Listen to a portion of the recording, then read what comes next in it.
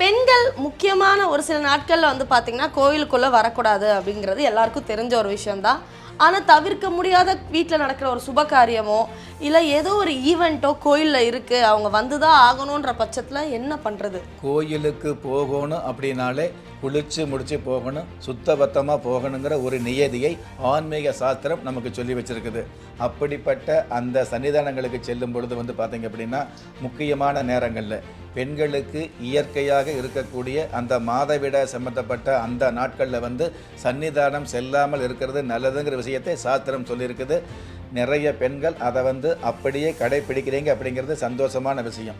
இருந்தாலும் சொந்த பந்த சம்மந்தப்பட்ட விஷயங்களில் திருமணம் போன்ற ஒரு சுப காரியங்களை வந்து தெய்வ சன்னிதானங்களை நடத்தும் பொழுது அந்த மாதிரியான நேரத்தில் வந்து அந்த சுப காரியங்களுக்கு செல்லக்கூடிய அந்த நேரத்தில் அந்த தேதியில் உங்களுக்கு இந்த மாதிரியான ஒரு விஷயம் ஏற்பட்டது அப்படின்னா முடிஞ்ச வரை அந்த சுப காரியங்களுக்கு செல்லாமல் இருக்கிறது தான் நல்லதுதான்.